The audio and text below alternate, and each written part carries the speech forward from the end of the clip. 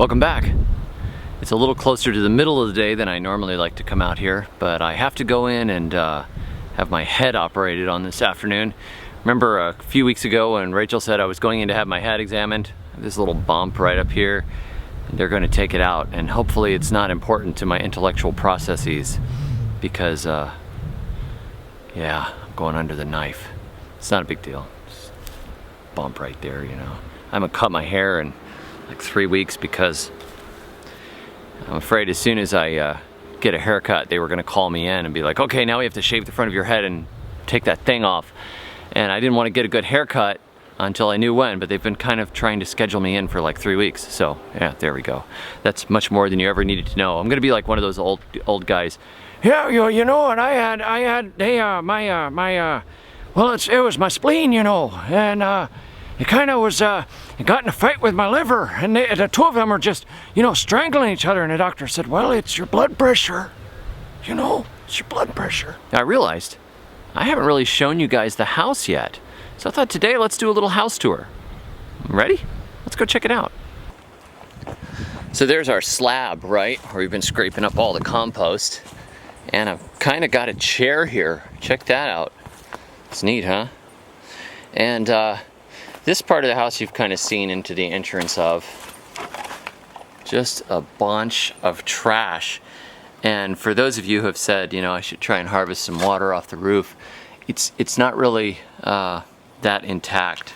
You can probably see here, it's just falling through, and there's not really a good spot where I could run anything off the roof. So I might run a piece of steel off of it at some point, but the current bit of roof is not working, so I'm not going to try and walk through here. I'm going to take you guys around to see the other part. So here's the pumpkins.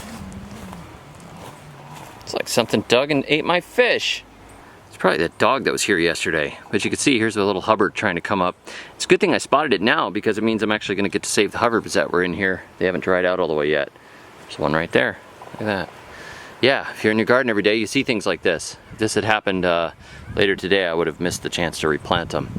Oh well, I guess he wanted that gar. I only planted it like 1.5 foot deep. It was going to be my garden, you know, and planted on top of it, but I guess the dog got it. Oh well. Alright, let's come on around here.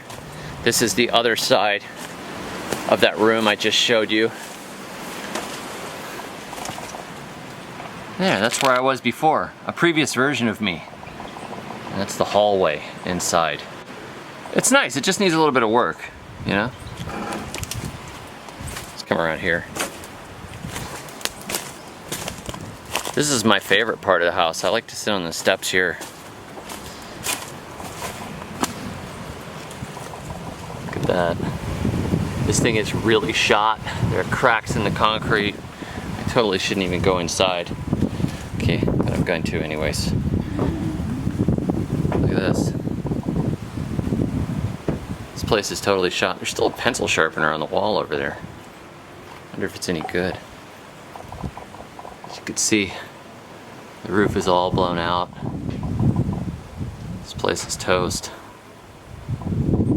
Shabby chic. Okay. So I was thinking, this part up here, it doesn't even hardly have any roof. I was thinking it'd be kind of awesome to plant some yams like down beneath the floor and stick some stakes that go all the way up through the roof, but I don't know if I'm actually going to do that. I'm really a little worried about, you see these cracks here, this whole thing just falling in one day. It's pretty bad.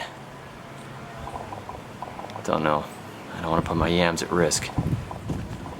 So if we walk around the other side here, past the butter sticks, I think there's a way we can get in over here.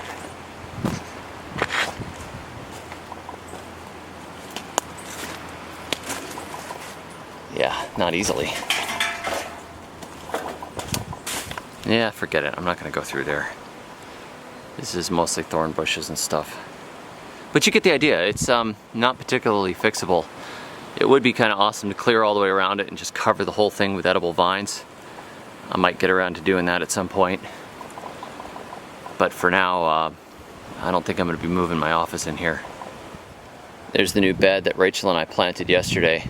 I think I might intercrop these with some quick bush beans. I have these yellow wax beans, and I meant to bring them over today and plant them, but I didn't get them. And I was thinking I left enough space here that I could probably get a quick crop of beans, which are about 52 days to produce, in between the transplants of the tomatoes, the eggplants, and the peppers. Maybe get double yield out of here. But again, we've had about a week now without any rain, so it's not good. Things are starting to dry up. If we don't get any rain, my transplants are gonna be in trouble, and I'm gonna be carrying water again tomorrow if we don't get some rain today. The sky's not looking really good for it. Yeah, I don't think so. This area is almost clear. I took the bush attachment on the still and chewed up some more here. Really, I just need to torch and torch and torch until it's all gone. But one of the big problems is there's all these vines and roots that are jammed into the ground just everywhere. And so anytime you try to drag stuff around or move things, see, they're all tied to the ground. And it's a big pain in the neck to move stuff. Like if you want to rake the ground, you're just catching on stuff and pulling and yanking, and yeah, it's just a pain because it's been straight up jungle for so long. On the upside, there's some really good humus in the ground. On the downside, you really have to work to get to it. You can see how everything is looking a little dry today. Suffering a bit. It's something funny I want to show you guys. My kid said, we planted some okra. So they planted okra in these clumps here. You see, it's like they planted 6 seeds at a time. And they said that they put them in rows. But I'm not really seeing the rows. I don't exactly know where the rows are that they planted, but we will get okra, so I'm not concerned about it. It's just sort of really random. Like, there's another okra. This bed is actually dug and planted with ginger, which hasn't come up yet, and now there's okra all over it. So maybe we'll see if we get a okra ginger thing going on here. I'm really glad that my kids are planting, and it doesn't really matter all that much if they plant in straight rows or anything. As long as they've got some spacing, we'll just thin them out. Seeds are cheap, and the last thing you want to do when your kids are out there and doing something cool and trying things out and learning is to say, you're doing it wrong, you're doing it wrong, you're not doing it right. You know, just encourage them. It's they're gonna learn over time. They'll watch, they'll see what happens, and they'll get it. But if you discourage them really heavily at the beginning, if you're like, what a mess, what did you guys do? You used up all my okra seed. Well, what does your okra seed cost? Like $2 a pack, maybe? And what are your kids worth? Well, pretty much they're infinite. So, you know, you don't worry about it. Like, so what? You used a little bit too much seed and you planted them in weird clumps. Okay, great. They're out here in the garden and they're planting. So they're gonna learn, they'll get it. And I'll just show them, okay, now next time, let's plant them a little thinner because okra has big seeds, and if you've got big seeds, generally the big seeds all come up. The little seeds are often sketchier. You got big okra seed and they're fresh seed, pretty much everyone comes up. So let's just go a little wider next time.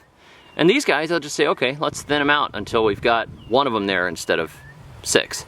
It's not a big deal. Just the trick is not to freak out when you see a massive amount of stuff growing in one space and then crush the kids' spirits for their entire lives, you know. Thank you all for joining me.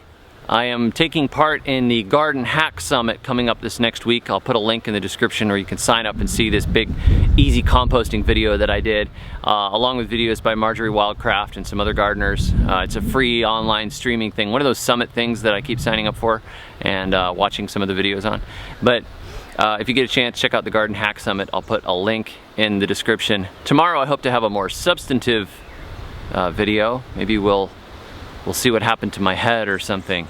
No, that's not really garden related, but you might see it anyways. Anyhow, until then, may your thumbs always be green.